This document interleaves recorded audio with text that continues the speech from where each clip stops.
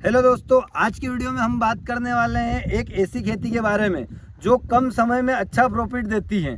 इसके अलावा कम मेंटेनेंस के साथ यह खेती होती है। इसमें खर्चा बहुत यूँ समझिए आपके ना के बराबर आता है और ये ऑफ सीजन में बरसात में बहुत ही अच्छा रेट देती है अपने को।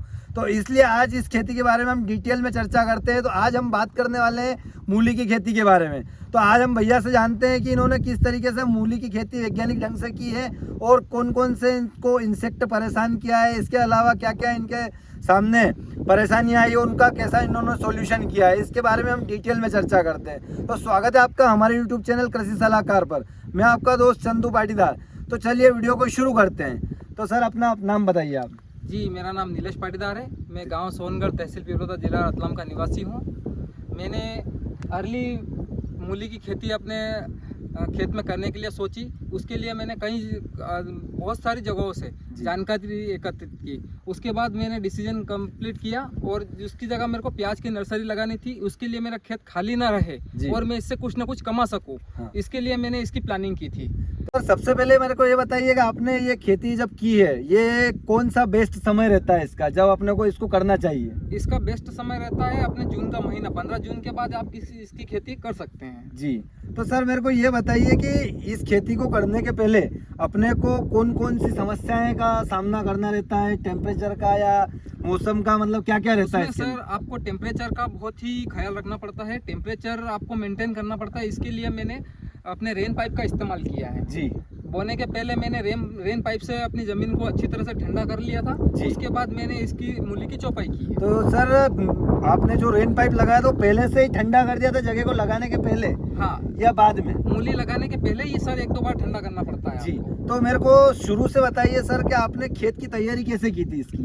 सबसे पहले मैंने इस खेत की अच्छी गहरी जुताई की, प्लाव किया था। जी, प्लाव करवाने के बाद सर इसमें देसी खाद डाल दिया था। जी, देसी खाद डालने के बाद मैंने इसमें रोटावेटर करवा के अपने बेड निकाल लिया था सर। जी, बेड निकालने के बाद मैंने इसमें रेन पाइप डाल दिए थे। जी। तो सर इसमें खाद में आपने कौन कौन से खाद लिए थे? इसके अलावा आपने? इसके अलावा बेड निकालने के बाद जैसे अपन चौपाई करते हैं उस जी। समय मैंने क्रॉपटेक का 8-21-21 इंसेक्ट के लिए जमीन में रिजेंट अल्ट्रा 0.6 वाला आता है जी, और 0.3 वाला आता है। जी, दोनों प्रकार में से आप किसी भी प्रकार का उपयोग कर सकते हो। मैंने 0.6 वाले का इस्तेमाल किया था। जी। तो सर अब मेरे को आगे ये बताइए कि इसमें आपने कौन सी वैरायटी का चूज किया था? मतलब आजकल देखते अपन के वैरायटी तो बहुत तरीके से आती है। किसान सबसे ज़्यादा जो खेती करता है उसमें वैरायटी का चुनाव सबसे बड़ी समस्या रहती है। सर वैरायटियाँ तो वैसे बहुत सारी आती है मार्केट में जी। लेकिन मैंने मतलब सिलेक्ट किया, जी, मुझे सबसे अच्छा लगा सिजेंटा का जो आइवरी करके सीड्स आता है। जी। वो बहुत प्यारा सीड्स है मेरे हिसाब से तो। जी सर, तो इसकी विशेषता बताइए कि इसकी विशेषता क्या है? सर इसकी विशेषता रहती है इसमें रोग प्रतिरोधक क्षमता दूसरी वैरायटियों के अकॉर्डिंग थोड़ी सी बहुत ज़्यादा रहती है जी। और इसमें वाइटनेस अच्छी रहती है मूली की और साइज बहुत अच्छी बनती है तो सर। सर मैंने बहुत जगह देखा है कि मूली लगाते हैं लोग तो उसकी साइज टेढ़ी मेढ़ी हो जाती है और आपके यहाँ मैं देख रहा हूँ वो मूली एकदम सीधी है।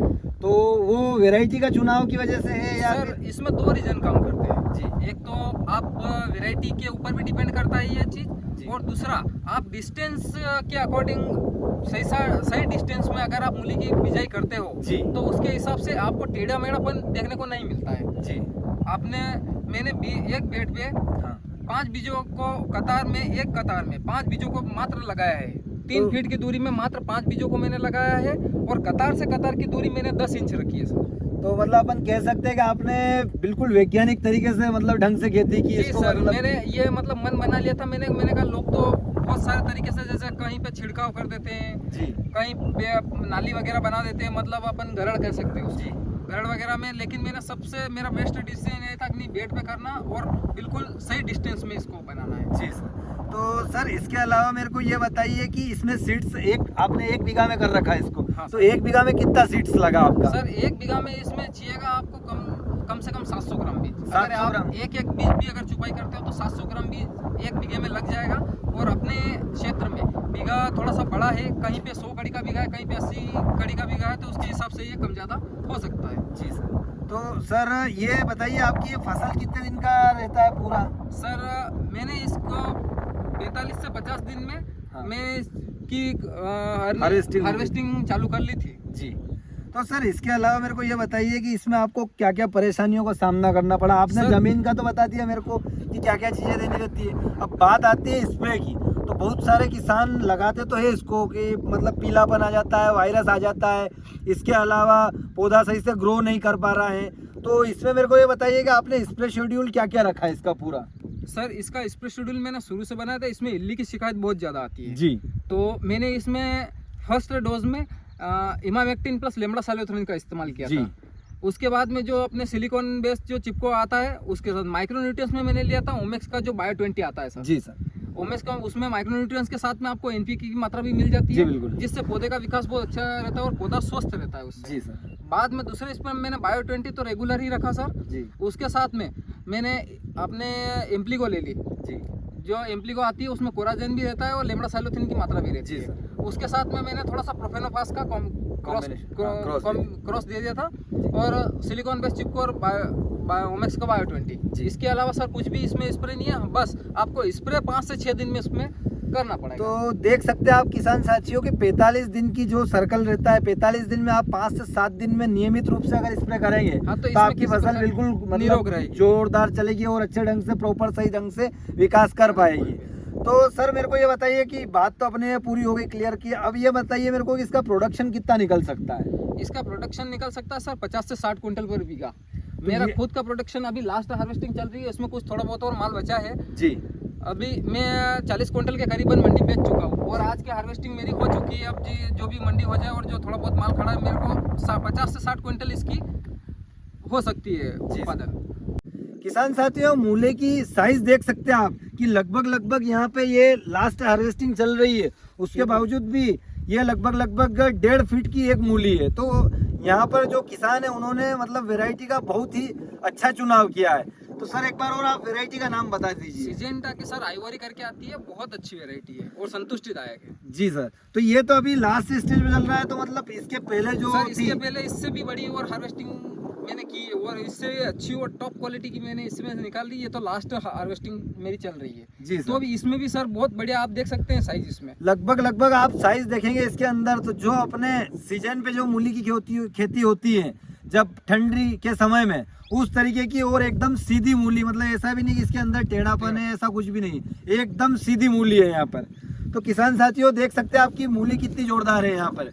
तो आप भी खेती करना चाहते हैं तो इस तरीके से आप आइडिया अपना सकते हैं। सर मैं इसमें एक बात आपको कहना भूल गया था, मैंने इसके फंगस की शिकायत भी रहती है तो सर इसमें आप किसी न किसी फंगीसाइड जैसे रोको थायोफेनाइट मिथाइल मिलता है बाजार में, बहुत सारे ऐसे फंगीसाइड है जो जमीन में दिए जा सकते हैं, उन फंगीसाइड का भी आप इस्तेमाल इसमें करें। तो किसान साथियों देख सकते हैं कि आप अगर खेती कर रहे हैं तो उसका पूरा मैनेजमेंट अगर आप सही तरीके से रखेंगे तो आपको बहुत ही अच्छा प्रॉफिट मिलेगा। अगर आप सोचेंगे कि यार की वीडियो में बता रहे हैं कि मूली से इतनी इनकम नहीं हो सकती ऐसा, तो यहाँ पे मैं बताना चाहता हूँ बरसात में खेती हुई है और ऑफ सीजन में खेती हुई है। अभी आपके अलावा मंडी में कहीं मूली आ रही है क्या? सर आती है लेकिन बहुत कम, लेकिन अपने बराबर किसी के पास में वेराइटी जो क्वालिटी होना चाहिए वो क्वालिटी अपने जैसी किसी के पास में नहीं है। तो कभी भी आप देख सकते हैं कि अगर रेट मिले या नहीं मिले, अगर क्वालिटी आपके पास अच्छी है तो रेट बिल्कुल ही बाकायदा आपको अच्छा ही मिलता है। सर कहीं भी किसी भी फसल में ले लीजिए आप, अगर आपके पास वेराइटी है जी तो बाजार तो अपने आप कहीं से भी मिल जाएंगे सर। जी सर वेराइटी होना। तो सर इसके अलावा मेरे को ये बताइए कि अभी इसका मार्केट रेट क्या चल रहा है? सर मार्केट जैसे अप डाउन होता रहता है, कभी 35 तो कभी 40, मेरे को अधिकतर 40 का रेट मिला है, पर कभी कभी मार्केट में कुछ त्योहारों की वजह से या कुछ कारणवश मार्केट में अगर थोड़ी बहुत नरमी आती है तो 35 रुपये किलो भी बिक जाता है, 40 रुपये किलो भी बिक जाता है। तो किसान साथियों देख सकते हैं आपकी सर ने लगभग 45 रुपये एवरेज रेट पकड़ा इन्होंने कि 40 से 45 और 50 तक बेचा इन्होंने। तो देख सकते हैं आपके रेट भी अच्छा मिल रहा है इनको। इसके अलावा प्रोडक्शन बहुत अच्छा निकला है इनका, लगभग 50 क्विंटल के आसपास इनका प्रोडक्शन निकला है।